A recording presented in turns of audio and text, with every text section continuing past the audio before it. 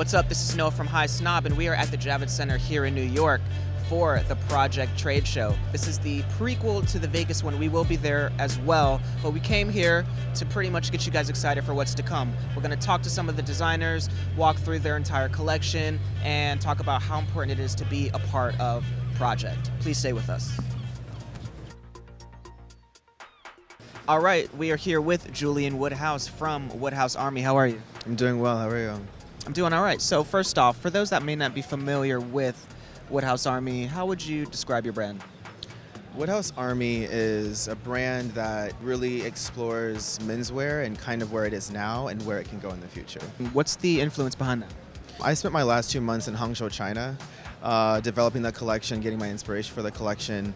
And the way that I started was just a sculpture that I had found on the ground, and I just took a picture of it, and then I started playing around with the colors that I wanted to work with this season, and things started changing from this bright color, and then I started mixing in blues and different color schemes like that, and it turned out to be really good at the end. Nice. And how important is it for you to be at Project?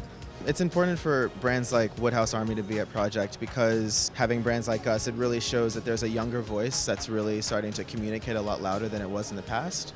And showing that we have an interest, we have our style, we have our vibe, the things that we really like.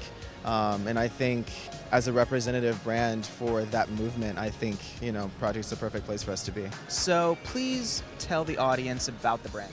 The brand is EPGM. We're based in downtown Los Angeles. We've been around for about 5 years. It's a brand focused on elevated basics. So we have very minimal printing, very minimal branding. All blank, but kind of like the epitome, if you will, of athleisure is what we like to, kind of skew towards, the upscale casual. For this latest collection, could you walk us through your inspirations? Yeah, absolutely. So the collection is called There's a War Going On Outside. It's really inspired by the current climate that's going on presently in America, whether you're talking about the war on drugs, the war on immigration, any sort of internal wars that one may be experiencing just within themselves, the war on depression. So we really I kind of took all those things and really wanted to design something that really was not only just timeless, really designed to be an investment piece, a little bit more elevated in terms of the look and the style and the feel of it, but also it's really going to give that guy that wants that standout piece something that he's going to have in his wardrobe for years to come. Absolutely.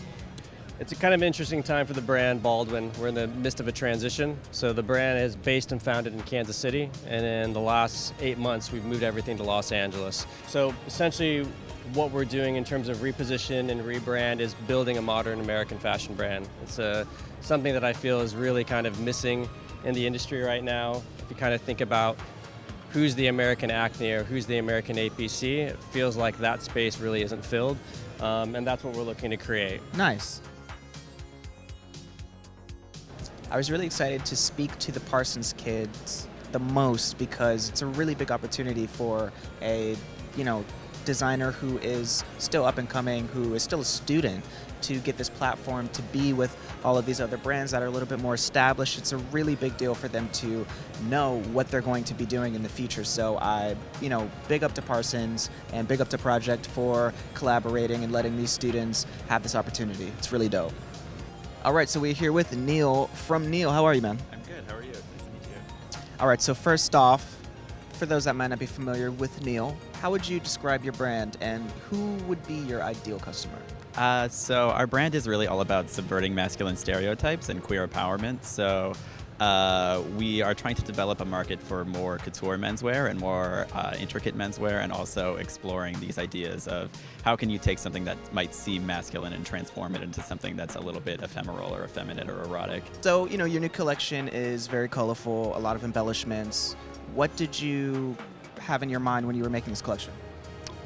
This most recent collection is called Subservient Authorities, so it's all about manipulating figures of authority. So people who are, say, like military officers, police officers, people who play sports, football players, coaches, exploring that dynamic between someone who is a figure of authority and someone who is technically like subservient. And you could kind of think of every figure of authority as having some sort of servant-like quality, like someone who is a servant to their community, someone who's like a servant to God, trying to sort of take all of those roles and manipulate them in a very sort of ephemeral way and manipulate them through embroidery and different sort of intricate techniques that make them seem genuinely sort of like erotic or subservient was sort of the intention behind this collection.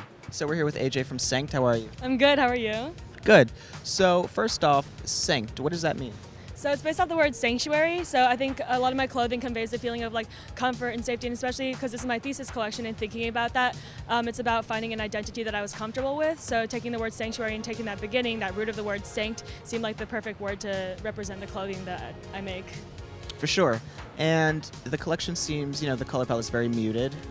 A lot of earth tones. How did you come up with this concept? So it's based off my bicultural upbringing. So I was born and raised in California, but my parents are from Taiwan. And I always felt kind of torn between those two cultures and didn't have a way to navigate those frustrating feelings of in between. So my thesis is about kind of researching the cultures and learning more about both and taking elements of each to create my own version of an identity. And that kind of comes out in the clothes. So using like more traditional fabrics, like this is like traditional Taiwanese grandma fabric, and taking the silhouette of that to create this red silhouette that you see. And then it's also based a lot off of traditional workwear, because when Taiwanese and Chinese immigrants first came to California, where I'm from, it was for the gold rush. So they would mix these like more traditional like silhouettes, like this more traditional silhouette, and that with a pair of American blue denim, and I like that juxtaposition a lot. So taking these workwear fabrics that become more beautiful and more unique and individualistic over time, and then taking those into a modern context. Sick. And you just said that this is your thesis collection, so now you're at Project. How does that feel?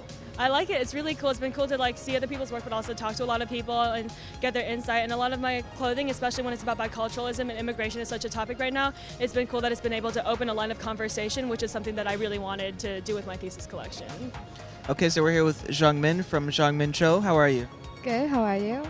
So first off, please talk about the concept behind your brand. Okay, so the concept was basically from the relationship. It's based on relationship between me and my brother. So me and my brother were born together at the same time as fraternal twins. The only difference between us, like when we were young, was the gender, like man and woman, and the only difference became the biggest difference, which is separated from each other, like as man and woman. So I kind of wanted to break the boundaries between man and woman, which is like became the genderless collection of the ideal twinship for my thesis. So should I just show this quickly? So this idea came from this facial experiment. Oh, wow. So this is my brother's face and my face. And I just did this exercise just to see how different we are physically and basically.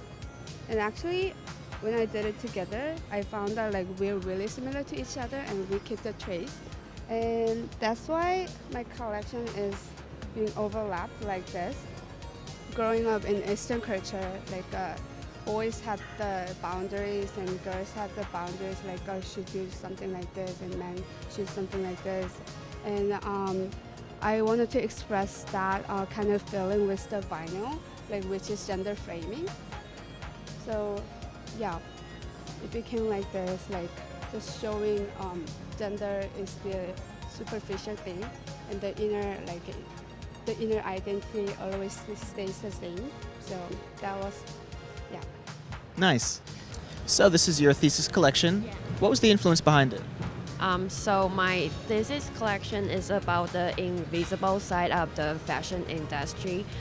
It was talking about the customer only see the final things at the store, but they didn't see like the journey that a piece of clothing have to go through to get into the store. So I'm trying to show the invisible side and bring it to visible. So in this way, I want the wearer to know more about the process of making a clothes, and then hopefully they will value their clothes more than before.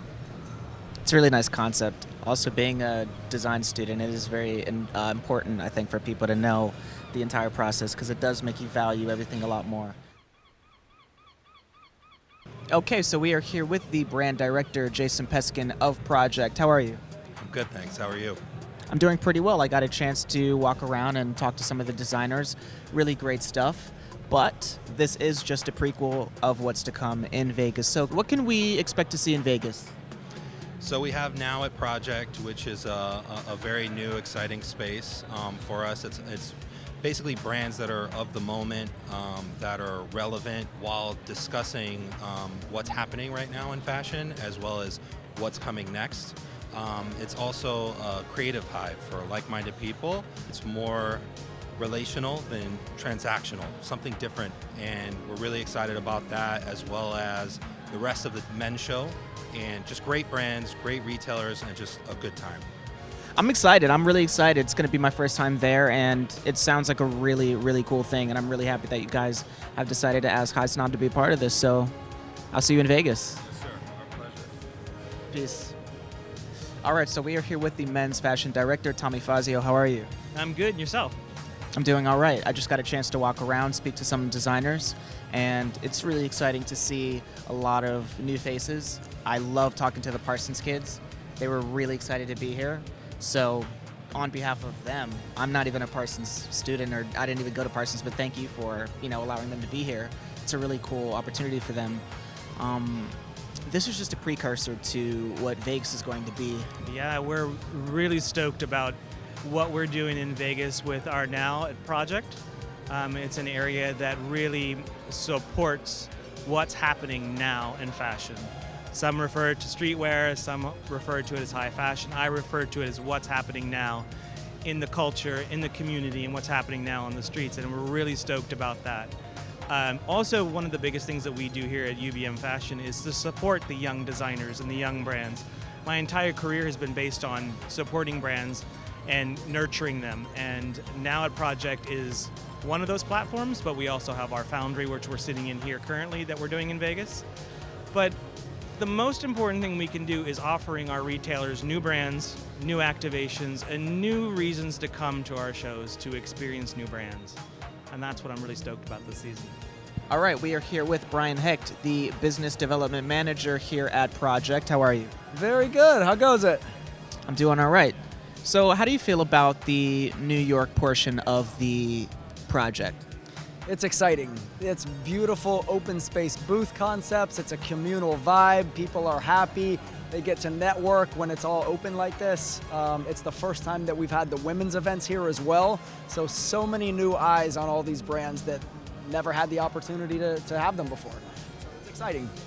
For sure. And how different is the Vegas part of the project to the New York version? Only 100% different. So at the Las Vegas show, that's when everyone comes with the glitz and glamour and glory. They spend crazy amounts on beautiful booth build-outs. Here it's more booth packages, so it's kind of more refined here. There, people just go for it. It's Vegas. Go big or go home. The Vegas show is the biggest fashion event in the world. This one, you're going to see a lot more of that high-end kind of upper echelon retailer, whereas in Vegas, you see everything there is. And could you talk a little bit about Now? Absolutely. That is the section I am more excited about than anything I've ever been excited about in my career. It's going to be the most heavily activated thing we've ever done at Project Trade Show.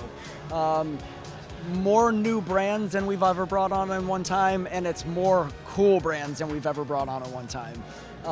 The brands are extremely creative, so we're thrilled to work with this new sector of the market, and we're absolutely psyched to work with Highsnobiety.